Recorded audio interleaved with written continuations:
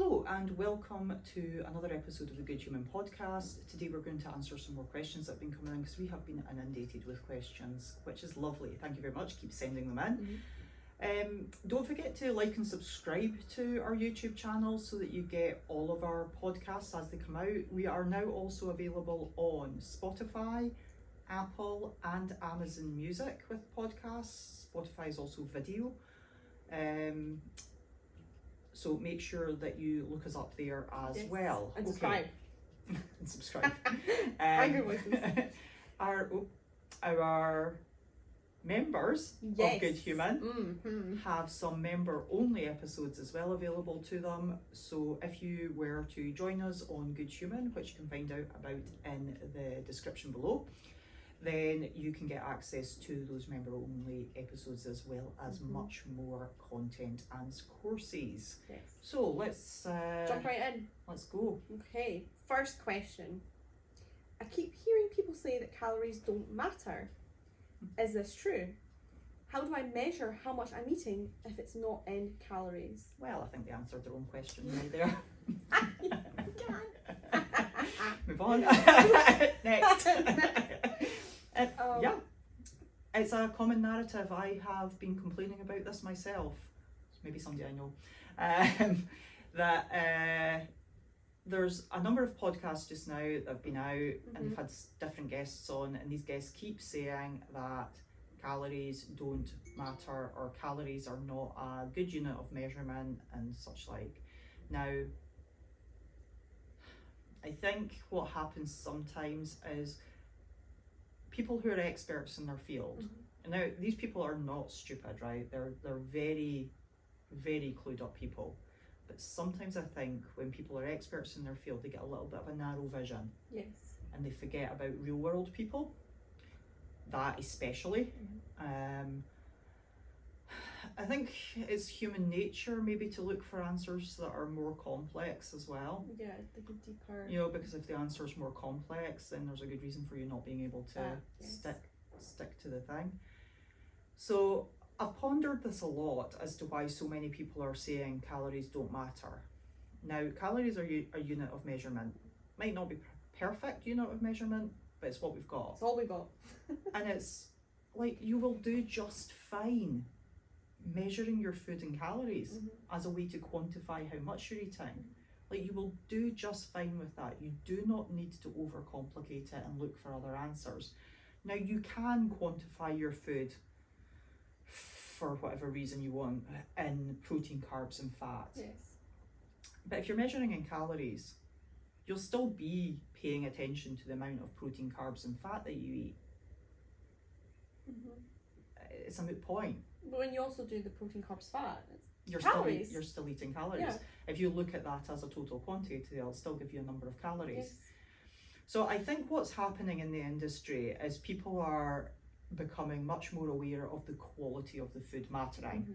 And what they're trying to say, this is the conclusion I've came to. What they're trying to say is that if you're eating a healthy diet of good quality proteins and fruits and vegetables, then you maybe don't need to worry about how many calories you're eating. Yeah. But that is still a maybe, because and this is where I think these people are missing the point. Most people massively struggle with that. Yes. So it's not like they're idiots and they can't understand that eat proteins and fresh fruits and vegetables. Like that concept's simple, although I'm going to dig into that a little bit more. The concept's simple. The execution is hard. Yes. Yes. So if you take a person and you go, right, here's what I want you to do. I want you to eat good quality proteins and lots of fruits and vegetables. And they go, okay. And off they go and they do it. And they actually do it. See the unlikelihood of that? They actually do it and they do it 100%. And they never eat another processed thing. They also probably never need to worry about measuring their calorie intake other than to make sure they're actually eating enough. Yeah. And I understand that people are trying to promote that, and that's wonderful. But perhaps these people aren't really living in the real world and working with real people who have busy lives, they're raising a family, they've got stressed out jobs, they've got hobbies that they're trying their hardest to fit into their lives, friends that they want to see, you know, bad things happen to them now and again, you know, and they're just trying to do their best. Yeah. And you know, sometimes they grab a Kit Kat from the vending machine. Most people don't eat even close to being good enough to not have to consider calories. Imagine that you ate a certain way for weeks and you weren't tracking your calories and you lost no weight. You would be so mad. So blooming mad. But that person on the podcast said I don't need to worry about calories. There's so much context when people say things like that. When they say calories don't matter, they matter, but what also matters is your quality. Yeah. And they do like mean that. And with what you said about them not really living in the real world, what people can do is, because they eat a certain way and they can eat without tracking and remain the same weight, they assume everybody can, or because they don't need to track calories. Because they've seen the light and done the thing. Yeah. That everybody else can not track or not track your calories and be fine, and that's just not it. Yeah. So the answer kind of is no, it's both. Do you know what I always find quite entertaining as well is how many of these people have never been overweight? So true. Yeah. I'll just leave that point there. I did say that I would dig a little bit more into what good quality food is. I just want to mention this in passing because I said it's simple in concept, lean proteins, lots of fruits and vegetables, but actually I don't always think that translates immediately to people who aren't eating that way. Yeah, they don't know. You know? Yeah. So I do think that's, so we are literally talking about fruits, actual vegetables and meat that could have been cut off the animal. Yeah, we'll talk about that more as we go on, I'm sure. Yeah, but to answer their question, no, calories do matter, especially if you're trying to lose weight. Yeah, like I think if you're trying to do this without counting your calories, you're making it unduly difficult for yourself. Shots, and you don't know what. Yeah, that. So both though, you can adopt both approaches. Maybe one day you won't need to measure like your food. Yeah. You know, if you have came a long enough way that you know you're just routinely kind of eating not necessarily the same thing, but you know you kind of know how many calories are in this and that quantity wise, and you're eating like those good quality foods, you probably will get to a stage where you don't really need to measure, but you might have to go back and do a week of measuring now and again just to make sure you're still right. Yeah. That also, tracking your calories, like, it educates you a lot on what certain foods contain. Yeah. Because most big time, yeah. Most calorie tracking apps tell you the macros, the proteins, carbs and fats, and you might get to a point years down the line where you can just look at what 30 grams of mayonnaise is. I can do that. It's a skill. So maybe at some point you might not need to track, but you have to go through that process of learning. Yeah, absolutely. Yeah. Okay. Cool. I think that's it. Next question. Why does the government guideline say 50 grams of protein per day, but you are saying much more than that? So we recommend 100 grams, at least 100 grams. Absolute bare minimum, unless you're tiny. It's probably still going to be 100 grams. Now I have heard people say that the research suggests you are okay on 50 grams of protein a day, and that is why the doctors say to eat that. But I wonder whether the 50 grams is you're not going to die if you eat this, but it's definitely not optimal. Pretty much. Yeah. I actually don't have an answer for that myself, because people have said that too. Educated guess, right? Yeah, that's it. In a nutshell, that's you'll stay alive at this volume of protein. Is it going to help you if you're trying to get stronger? No. Is it going to be optimal for you in terms of health? No. Nope. Is it a volume at which most people can manage? Yes. You know, so it's a obtainable goal. Very, like most people are probably hitting that. Yeah. There probably hitting more than that. The quality is probably not there, but the volume of protein will be there. So why do we say so much more? We say so much more because we need you to be fully supported by your protein intake. So so that's sort of 50 grams, which actually I'm not sure it's an accurate, I think it is 50 grams. I think it is 50 that the government guidelines say. We're saying like more than twice that for most people. More than twice that, and that's to support muscle growth, hormones, your body's ability to create a healthy immune system. But just a little bit better than just staying alive. That the 50 is just like your bare minimum, and you might not keel over from muscle deterioration. So there's a few especially points here. That higher volume of protein, like everybody needs it. Like, so let's be very clear here. Your diet is going to look the same no matter what. There's small variations for somebody. Is there really though? Yeah, okay, maybe somebody that's training an awful lot needs a little bit more protein.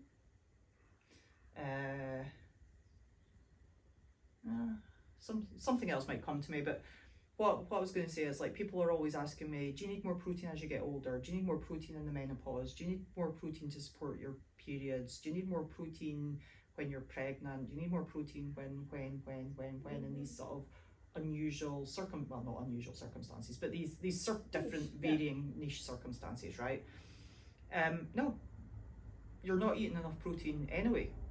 Period. Yeah. It's like, so the answer is also yes, because you're not eating enough protein, right? Yeah. So when you get older, what does that mean? I don't know. So let's say you're into your late 70s. Are you eating enough protein? Probably not. So yes, you probably need to eat more protein. Yeah. If you're eating under 100 grams. Yeah, and like you probably are eating under 100 grams, because I tend to find that most people in their 70s are really under eating protein. Yeah. That's a common in that age group, very common. I wonder if that's from the generation as well. Maybe, yeah, just being a little bit more economical with what they're buying, and food, 50 years ago not being as fully available as it is now, probably just like a lifetime habit. But in terms of, like, does somebody in their 70s need to eat more protein than a 16-year-old? No, they all need to eat more protein. Yeah. I mentioned, like, somebody supporting, like, extra training, but they just need to eat more calories overall. Yes. Like, and some of that can be protein. So is that the question? Yeah. Why does the government guideline say 50 grams of protein per day, but you're saying much more than that? Because the government guideline, to answer the question, is the bare minimum. Yeah. If you want more, if you want better health, you need to eat much more. Okay. Next question. I'm trying to gain muscle and lose fat, but I seem to be doing the opposite. Okay, relatable. What am I doing wrong? I'm a 30-year-old male. That's all they said. They're not giving me any information. I'm trying to gain muscle and lose fat. So the world's number one question. Here's the answer. How do I do that? There's a complexity to the answer. But missing information. Because of the missing information, yeah. So we don't know how much they're training, we don't know how much they're eating, but the answer is pretty much this. You need to train, yes. You need to lift weights to a degree which you're probably not doing for this person. And you need to eat enough protein, but you also need to eat enough calories overall as well to support the training.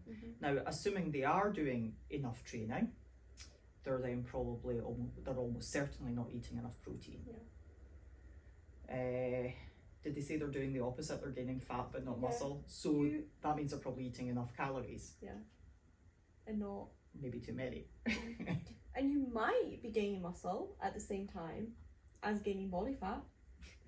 You just don't want to gain too much body fat at the same time. So you might. He said he's not gaining any muscle. You might be gaining muscle. Let's be realistic. You're probably just eating too much then. generally, and if you're tracking your protein, make sure you've got the right amount of protein, but cut your calories. Would be my answer. I'm going to add in, I'm going to take a sneaky guess, right? They're not training as hard as they think they are. Most people don't. And that, most people don't. There's a big difference between doing a 1 hour, say, CrossFit class or strength and conditioning session to training for 2 hours of lifting weights. Yeah. A big, big difference. Mm-hmm. And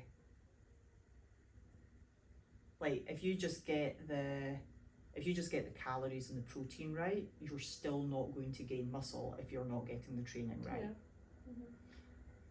And I think if somebody is thinking that they're doing the opposite, they're gaining fat but not muscle, I'm going to point the finger mostly at the training. Yeah.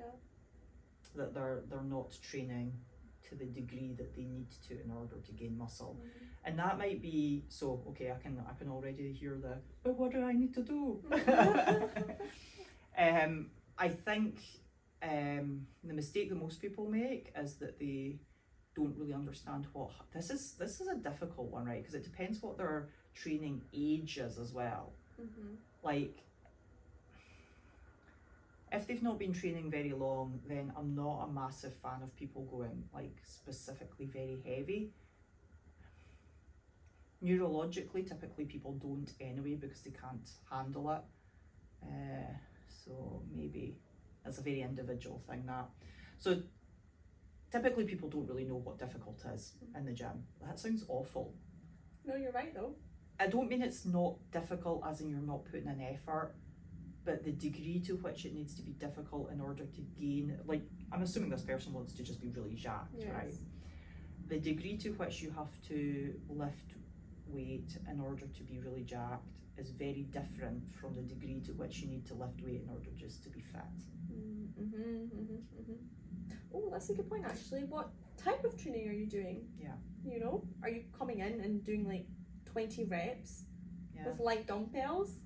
Yeah. That's another point to address. Yeah. Mm-hmm. So I suspect they're they've probably done their due diligence sort of thing. They've probably whatever it is that they've followed or read or whatever. Like they've probably got a bit of an idea of what they should be doing. Maybe not. Mm-hmm. So that's something, right? I can't really answer it because I don't know exactly what they're doing. But I think we're making a fair enough point that if you're not training in a way that supports muscle gain, you're not going to gain any muscle. So make sure you are training for like body composition or muscle growth. Yeah. Mm-hmm. You're not coming in just on the treadmill. And then there's the genetic thing as well, which Don't give them that, they'll lose hope. And those kind of like, what training are you doing? How hard is your training? How much protein are you eating? And are you eating too many calories if you're gaining weight? Yeah. To like sum up. I think so. I'll get that down.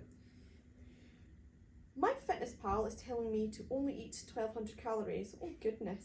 And you're alive? It's such a dick. They're here to tell us the tale. This seems really low to me. I do CrossFit 4 times a week, walk a lot, and I'm hungry all the time. You would be. I'm losing the desire to even go to the gym. I've heard that diet is king, and if I want to lose weight, then I should concentrate on that and not exercise. Should I stop training and just do the diet with 1,200 calories? I feel like this doesn't make sense though. But I can see why they're asking. Yeah. Because that is pushed, that your diet abs are made of shit. I mean, it is true though. It's like not quite no amount of exercise, right? Like, because you technically can out-train a bad diet and all that, but you have to be training like Matt Fraser to do that. Yeah. So like, you're probably not doing that. Not going to happen. Like, if you don't get your diet right, your exercise is only going to create a fitness effect and a health effect, but it's not going to create a body composition effect in and of itself if you're still eating junk. For most people, you get a few genetic differentiations in that. So that was quite a long question. So my fitness pal's telling them 1,200 calories, and they're asking if they should just ditch the exercise, which they're finding hard to do. Was that what they said? Yeah. They're finding the exercise hard to do. No surprise, right? Yeah. Should they ditch the exercise just focus on the low calories, no. Yeah. Definitely not. Definitely not. You know that That's actually a really big question. It's a big question. It's a great question. You know that when you're hungry all the time and things that you used to enjoy, like going to your CrossFit 4 times a week, now becomes such a struggle and you're considering even stopping doing it? Mm-hmm. No, don't. 1,200 calories is extremely low for anybody, unless you're like 4 foot tall. You have to be realistic about, this is something I think actually is a really good point. People have an unrealistic expectation of how fast to lose weight, and I think it's because you hear so it being drilled into people like, oh, I've lost 3 pounds this week, I've lost 1 pound, I've lost 4 pounds. You have to be in such a big deficit for that to happen, and it might be that this person's in a 500 calorie deficit, and that they're losing a pound a week, which is a lot to actually lose a week, but it's too big a deficit and it's not sustainable. So no, you shouldn't, because you'll ditch the exercise and continue to eat too little, and you won't sustain that, because nobody can sustain. And you'll be miserable because you're giving up your exercise. Yeah, nobody can sustain being hungry all the time. Biologically, I think it just goes against us. What's the rest of the question? Losing in the gym, not exercise. Diet is really important. Diet is king. Yeah. Diet is king. The health benefits of exercise are massive, but if you do not eat a healthy diet of the correct quantity, then your exercise gets very badly diluted. Yeah. So you could be pretty healthy and never set foot in a gym if you're kind of active otherwise, like doing a lot of walking, that sort of thing. Like if your daily life is fairly active, maybe you're a farmer or something like that. If your diet's good, then you could be in pretty good nick. If you just do the exercise and you have a trash diet, then you're going to have problems. Yeah. You're going to have problems. I can guarantee you will have problems. At the very least, you'll have dental problems. But you'll have other problems as well that can show up in all sorts of ways, from anxiety to sleep problems and digestive problems, which exercise won't fix in and of itself. You're very true. So in terms of weight loss, diet is still king. Like exercise does, this is hard. Exercise does not have a profound effect on your body weight. Yeah. So this is why, for example, we tell people, don't put into your MyFitnessPal app, don't put in your exercise, don't eat your exercise calories. And I think that's a common mistake. MyFitnessPal, by the way, can churn out numbers like that, at 1,200. You have to be very careful when you're putting your data in, and be a little bit like, you have to take a little bit of like personal responsibility here and go, but MyFitnessPal said that, and don't put in extreme weight loss. That. Be realistic. Like if you've put in that you exercise a lot and that you want to like lose weight very, very quickly, then you might churn out a really low number. Yeah.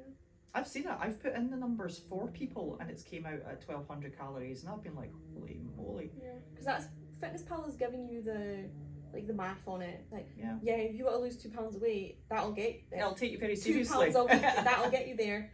What MyFitnessPal doesn't take into context is like how that practically looks and how that's going to make you feel. It's not a person. No, that it doesn't care. It's care. worthless. It's getting you the results and nothing else. So like, and people definitely do that. They're like, oh, I want fast weight loss. Yes, I'll go with that one. Don't do it to yourself. No, like you can't do it. Mm-mm. Like, so you'll do it, say you do it for 2 weeks and you're like, oh my God, I've got this and I've lost like 6 pounds and I feel amazing. Yeah, come back to me in another 2 weeks time. Yeah. Come back to me in 4 months and have you lost weight and kept it off. Yeah. Come back to me in a year. That. So, should I stop training? No, you shouldn't stop training and increase your calories.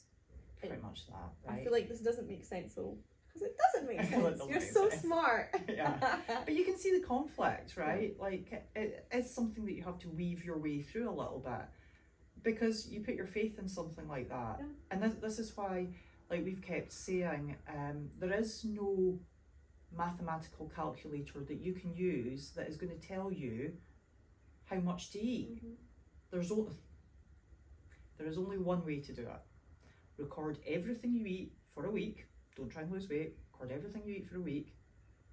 What is that number on a daily basis? Let's say it's 2,200 calories. Take 200 or 300 calories away from that and do that consistently over a decent period of time. Mhm. So you're now eating 1,900 calories a day. You're doing that religiously every day. You're getting it exactly right. And guess what? You'll lose weight. And you can stick to it because it's not You can stick to ridiculous. it, yeah. Yeah. But the weight loss takes time, that as well. Yeah. You know? And like it should. Yeah. It should. Like, see if you're really, this is probably a different question, right enough, but if you're really struggling with it and like the weight loss is horrific and you're in like this terrible mood and your training's terrible, like you can't train properly, you're not progressing with your training, like you've got no patience for people, you can't be bothered talking to them, like you're just tired, like you've got no concentration. Like, is that how you want to live? No, not worth it. It's like, because the reality is no, that is not how you want to live, which means that won't be how you live. Yeah. And see, even if you got to So be short term. that, see, even doing that, if you got to be like your ideal weight, it's not fucking worth it. Like, you're not gonna be happy because of all those factors, even if you do get there. Yeah, and what happens when you get there? Can you maintain that? Like, when you have to start eating, like, how do you give yourself an eating disorder on the way? Like, because now you get to, so say you get to your goal weight, you manage it in like 3 days, because you're eating so few calories. Say you get to your goal weight, right? And you've got so used to eating such a tiny amount of and being like really regimented about what you do. What is now going to happen when you hit maintenance? And you need to start adding in a little bit of calories again. You're gonna put on weight. You're going to put on You're weight. gonna put on weight. Yeah. And then what do you do? Yeah. I know, that's hard. So hopefully we answered that question properly. We did. Yeah. Don't eat that little and don't cut out the exercise. Don't cut out things you love. Yeah. Okay. Oh, this is a good question. My partner is a feeder. I love him for it because that is how they express their love for me. I love that for you. But I am also really trying to lose weight. How do I do this without pushing them away? Just push them away. Divorce. Don't ask two single people this question. You need to that's have- kind of adorable. It's sweet, isn't it? Just You be need fat. to- Just be fat and love each other with chocolate. No, for you. I don't know whether this person's had a conversation with their partner, but that's the first place to start. Because there is a... Sounds like they've probably not. Like if they're saying like, what do? I don't want to push them away. It sounds like they've probably not had that conversation. Yeah. And let me tell you this, see the people you are surrounded with, they have such a big influence on like you and your life and even like how heavy you are. So if you can get your partner on board with what you're doing or even just supporting you slightly, you have a much higher percentage of losing the weight that you want to lose, as opposed to just pushing them away. So you really do need to have a sit down and have a conversation with them. And it might be that they're really happy to get on board with you. And if they love cooking, maybe they want to cook really nice healthy meals. High protein, you can do that. So I think straight up conversation, like we don't know anything about their relationship, so it sounds like they feel like that would be a difficult conversation to have. That the fact that Otherwise, they've not if already had it. That. So yeah, I'm a fan of just be honest and everything, but also not everybody's there. Like Yeah. some people are so sensitive and so frightened of upsetting people that they love that that's just not where they want to go. So is there any other way of doing it? So I think so. Okay. Well, stay tuned. I think you can be a little like subtle and try and get them to love you with food. So you sort of touched on this there. Love you with food slightly differently. Like, see if you, instead of saying, don't give me that, I don't want that, you're just trying to make me fat, like, which you're not Yeah. going to say obviously, but you know what I mean, like that's how they might hear it. Yeah, definitely. Instead of that, ask them for certain types of food. Like, be like, oh, it'd be amazing to have like a really lovely like chicken curry Yeah. with like loads of veg and stuff. I saw it in a TV program, and Mhm. you know, like try and get them to love you with food Yes. slightly differently. Yeah. I would feel like such a treat. People respond so much better to that like positivity or like that positive reinforcement as opposed to going to them and saying, I can't eat this because it's fattening. Yeah, I mean, you could even try and drop little hints like, I kind of lost my sweet tooth. I'm not so. I'm like, I'm not. I don't really. That raw bit of broccoli right there. I'm ravenous. That's actually really smart. I wouldn't have thought to suggest that, by the way. Like just trying to do it more subtly and caring Mhm. and in a sort of loving way. You could read that as manipulative, but no, like in that loving and caring, softer way Yeah. that might even help them to want healthier Yeah. food. Yeah. You know, like, and also, like, you can still have a little bit of the treats Yeah, stuff. indulgence, you a little know? bit, yeah. You can still have a little bit of that. So maybe you don't need to say like no to all. It sounds like they're panicking a little bit. Mhm. Like, also there's an element of personal responsibility here too.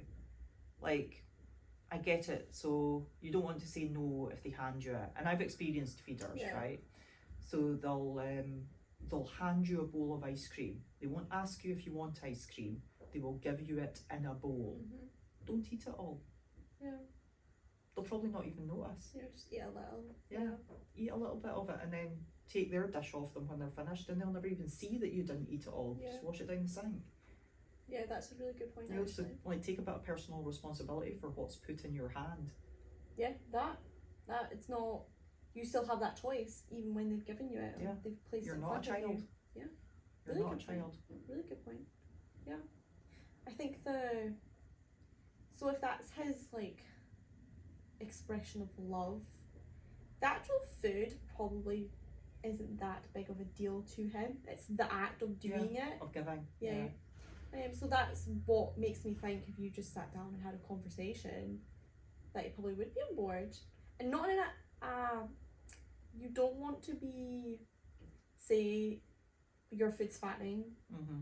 Some people get really Do you hate me? defensive. You're just trying to kill me. You're just trying to make me fat. Don't accuse them of anything. Yeah. Yeah.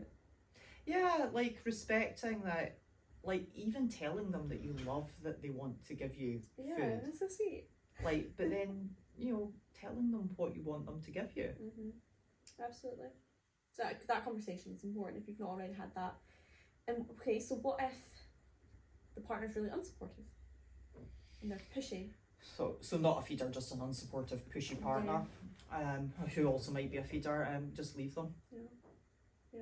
Somebody's not respecting what you're saying to them. I mean, I'm Yeah. joking / not joking. Yeah. I mean, if it's that bad that somebody's trying to control you, Mhm. and make you eat certain things, maybe they don't want you to feel good about yourself. That they're trying to keep you unconfident Yeah, and unhappy. submissive and theirs.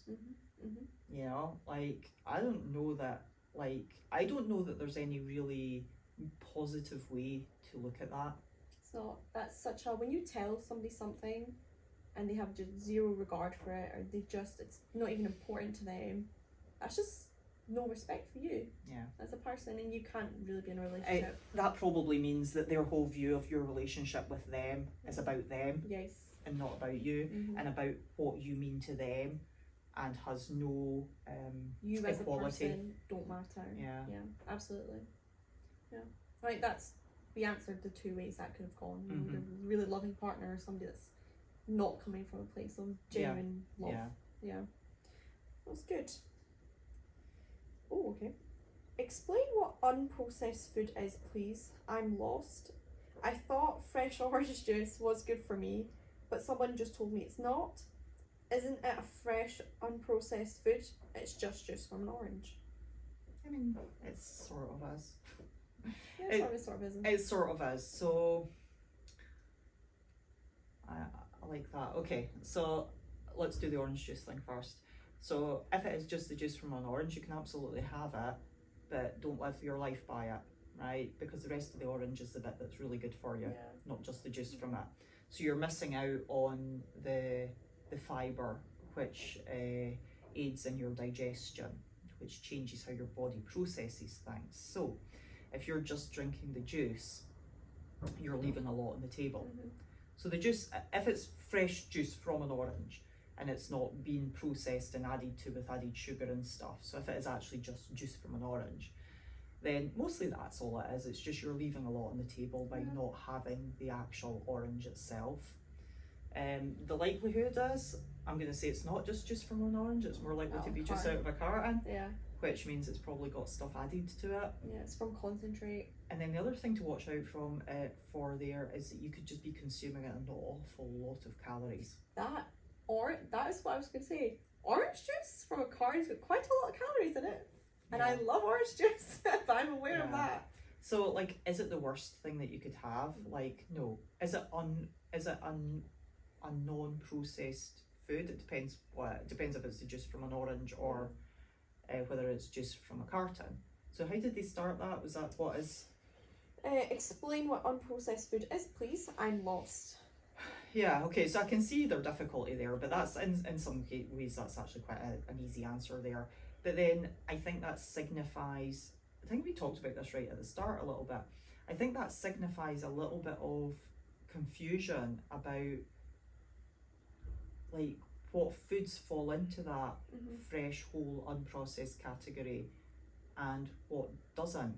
Now, if we literally take the word processed and we look at that, it means that the food has gone through some sort of manufacturing process in order to end up in the form that it's then given to you in. Altered. So it is not an apple that's been picked from a tree. It is an apple that's been squished up and processed and turned into another product.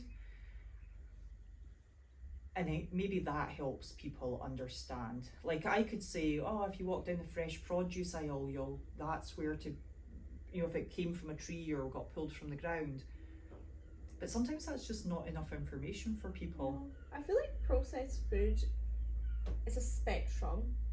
Like as far as the orange juice goes, like it's not high up the processed food list, but it is processed. Yeah, true. You know? Yeah, absolutely. I wonder if more confusion comes in with like the meat products. Yeah, actually, yes. Like so, because I'll quite often say, get your good quality, because I'll try and quantify it a little bit, and I'll say something along the lines of eat good quality unprocessed meat in my attempt to quantify that a little. But a little bit more in depth, I'll say, meat that could have been just cut from an animal. Like a sausage isn't just cut from an animal. You won't find one of those butcher charts and on it it'll say sausage. So a steak is whole unprocessed meat, because I could see that people would go, but hasn't that been processed because it's been chopped up, it's like been turned into a steak. But that's not what we mean by process. We mean that the food has been changed from the form that it came in into a different form. So like a lot of cooked meats have been processed. And with the cooked meats, there's an easy fix for the cooked meats. Turn the packet over. If it says anything on it other than just chicken, then it's been processed. If it says anything other than just beef, then it's been processed in some ways. But as you said, there is a scale there as well. There's a sliding scale of to what extent has it been processed, and is that awful? Right, so take cooked chicken with flavouring. You're going to turn that packet over, it's going to have a long list of ingredients. I would encourage you to get familiar with reading those ingredients, and you'll start to get a little bit more, to be a little bit more of a connoisseur of what they actually are. Because if you turn it over and it just says like, I don't know, because I never buy this stuff, right? But if it just says like, I know, because I do. cooked chicken, I'd imagine it's probably got salt in it. I would imagine then say it's got like paprika seasoning or whatever. But if it then starts going into some sort of like words you can't read. Yeah, like weird. I don't even know what the weird stuff. Like, cause no, I'll stick to the simple. I don't want to overcomplicate this. If it's,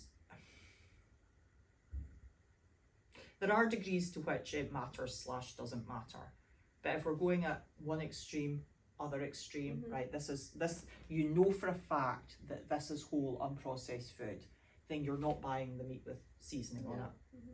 You're not buying the packet of chicken that has got anything other than the words chicken on it. Because technically speaking, that has been processed. Yeah. And you'll probably find it's got, like a lot of the cooked chicken will have like weird additives. Like dextrose, it'll have like some sugar in it, it'll have like a lot of salt, it'll have other preservatives in it. Whereas if you buy a chicken breast, that's just what it is, it's just meat off of the chicken.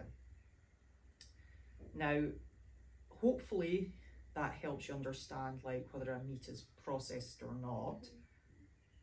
Then there is a question about the degree to which it matters. And I'm going to go in with that all-encompassing answer of it depends. What does the rest of your diet look like? Yes. If that chicken with the flavouring is the most processed that you're eating in a day, you're probably okay. Yeah. If you're eating a beef burger once a fortnight, I couldn't care less. Talk to you about that after. Yeah. You know, if you're eating like that chicken with the seasoning and everything, that packaged chicken, and you're having it in a heavily processed wrap, and you're having like oily mayonnaise on it, and you're having naming all the things I love right now. Basically, that's my lunch. That's my lunch. You know, and you're following that with, you know, a donut. Yeah. You know, and then, you know, you're hammering your can of Coke. Like,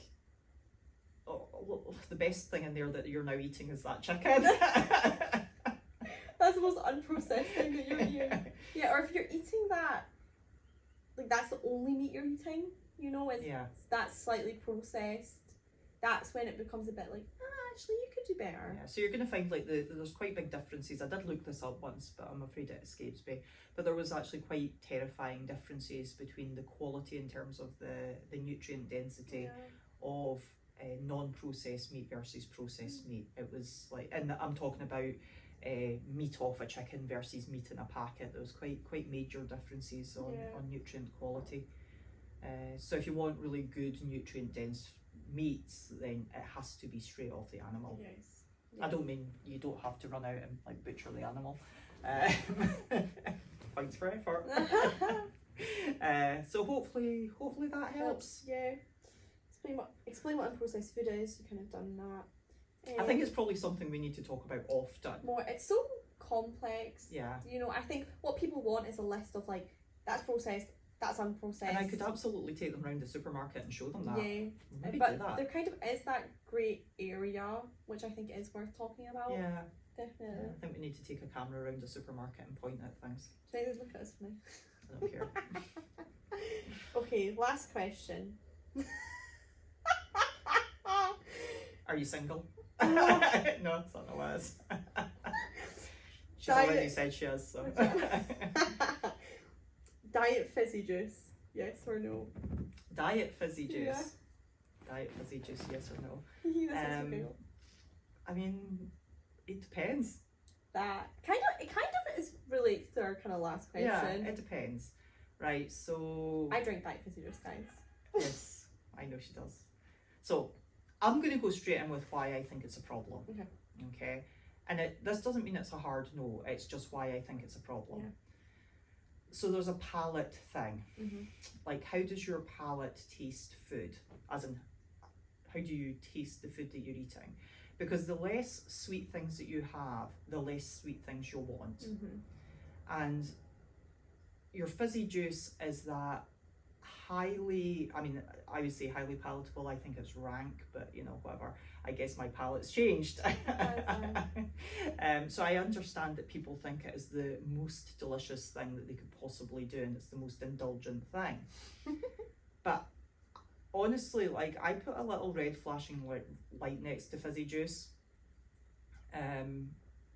It's got no nutrient quality whatsoever, right? But it's also got practically no calories either. I would go, well, what the hell is it? That. So So it's very processed, guys, by the way. so I would say that, and like that raises an eyebrow Yeah. with me, right? But I'm more concerned about what it does to your desire then for other processed foods. Yep. So it's not a big deal, Mhm. but it also might be. Yep. It affects Yeah. what you've just said there about like the sweetness and you crave that. It's worth pointing out that Diet Fizzy Juice won't contain sugar, but it contains sweeteners, and your body has the same reaction to those sweeteners as well. That's something I didn't know for a very long time. That you think because it doesn't contain sugar, your body's not going to have the same like reaction it would when you have sugar, you crave more sugar. Mhm. It has the same reaction with sweeteners. Yeah. So that is the issue, what you've just said with diet juice, and you have to acknowledge that, and you have to be real that if you're going throughout your day and you're really craving sweet things and sugar, you have to be honest with yourself and think like, does the Diet Fizzy Juice help this? No, it doesn't. Yeah. You know. How much of it are you drinking as well? Like, is it a can in a day? Are you Every meal like hanging your life off it? Is it your source of hydration? You know. So I had an interesting experience with diluting juice several years, like 7 or 8 years ago, and I was drinking a lot of water, but I was just trying to drink a bit more or whatever. I don't know. It was a notion. I was like, oh, diluting juice. And just within like a couple of days, I was starting to crave like sweet things. Yeah. And normally I could not care less about sugar. I don't look for sweet things. I don't like reach for them. No, you really don't actually. Yeah. And honestly, and I was like, why? I'm like, what the hell? I was so confused as to why I was like looking at people eating sweeties and like wanting it. I'm like, what the fuck? I'm like, what's going on here? And yeah, it didn't take me that long to figure out that it was the sweetness from the diluting juice was having that palatability effect on me. So yeah, it's a bit of that taking responsibility. You know it could have this effect on you, and if you start to crave sweet things, maybe you should be cutting it out. You know. So I think there's another question in here about whether or not it's so people often ask about are sweeteners a problem? Are they dangerous? Mm-hmm. So studies actually suggest that the volume at which that they are contained in our foods, then the answer is no. Okay. So that's the last time I checked anyway. That was the word on the street. Now, I don't know how much people are consuming of things, so there's always a quantity. This is something people really overlook. Quantity of everything matters. Okay, so just about anything can become a problem if you do too much of it. You just try eating 12 apples in a day. Yeah. And come to me and go, like, apples are good for you. Mm-hmm. Right? Your notion of whether or not apples are good for you is going to change after you've eaten 12 of them. Yeah. An apple is good for you. 12 of them, you're going to feel like hell. Yeah. And you're never going to want to see another one again. Mm-hmm.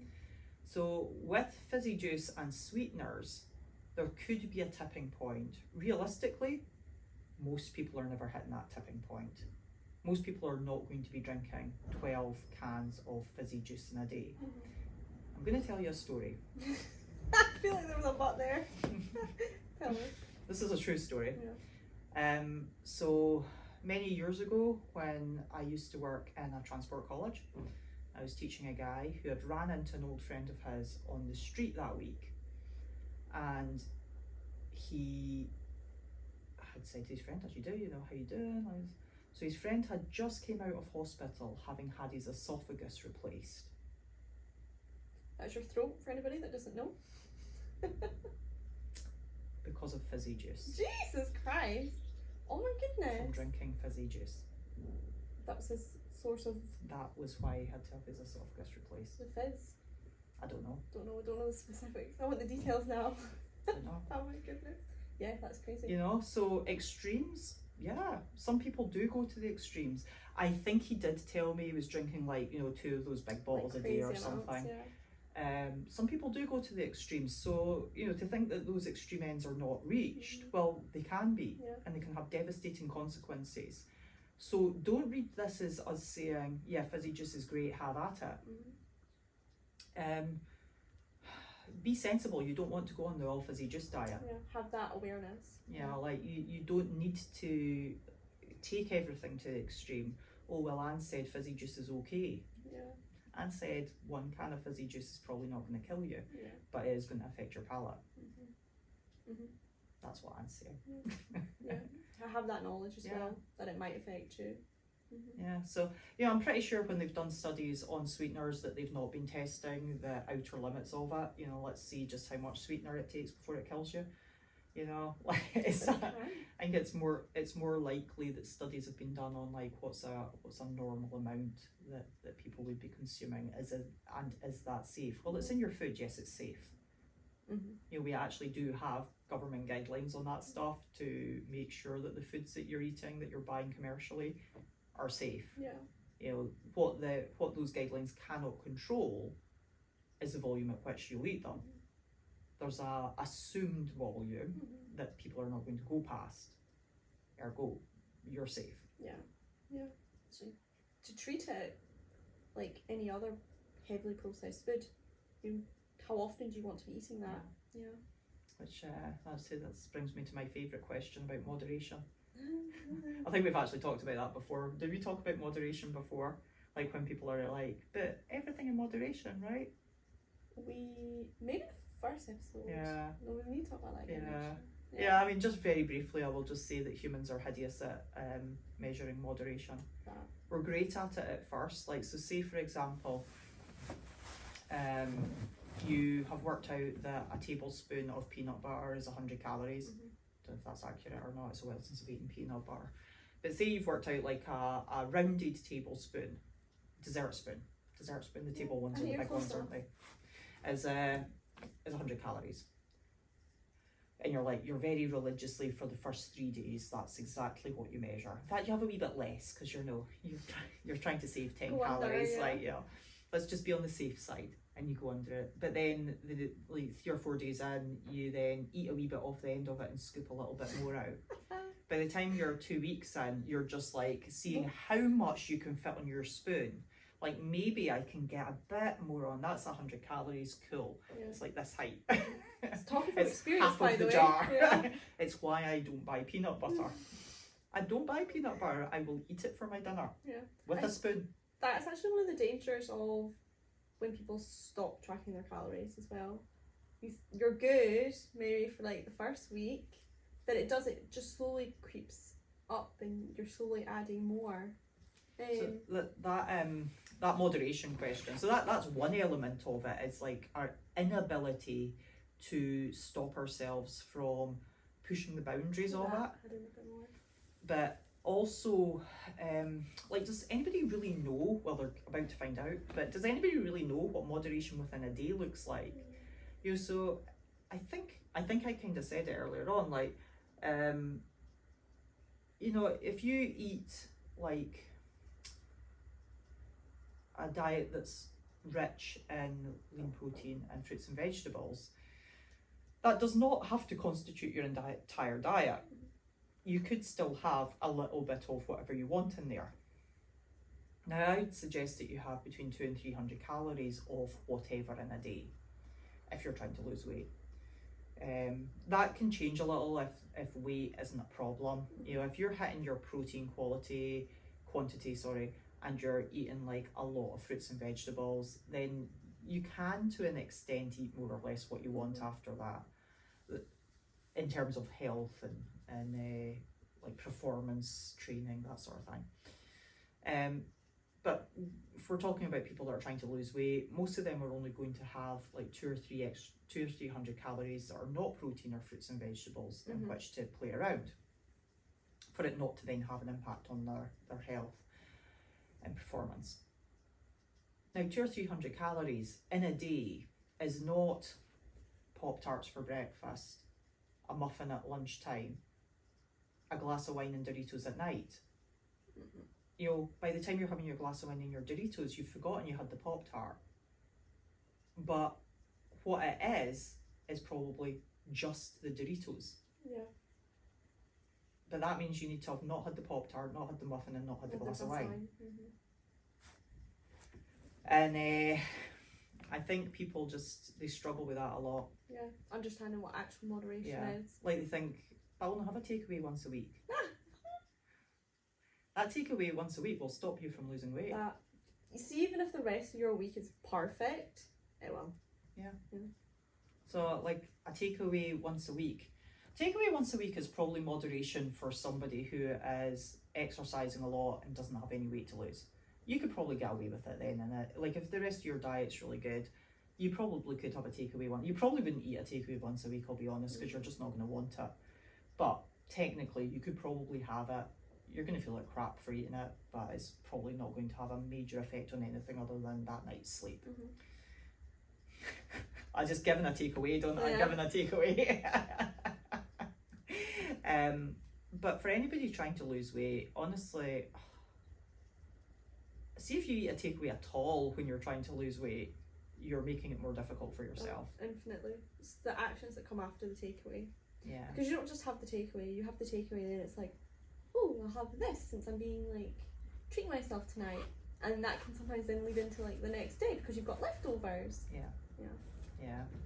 Like the amount of calories in a takeaway just can blow out of the water so easily what you've done during the week. Absolutely. Yeah. So that fizzy juice depends. Yeah. To answer your question so well. Yeah, it depends. So I mean, quickly. just no is the answer, right? There you go. It just depends. Yeah, so well, that's all our questions. They were really good. And remember as well that we have our members only content, which is bonus questions that we answer that you can get access to when you sign up as a member. The link for that is in the description. And if you've got any questions, leave them in the comments or DM us on Instagram or Facebook, and we will answer them in our podcast episode. Don't forget to like and subscribe to the channel so that you don't miss any of the future episodes. And we'll tell you what else you can't eat. We'll see you in the next episode. Bye for now.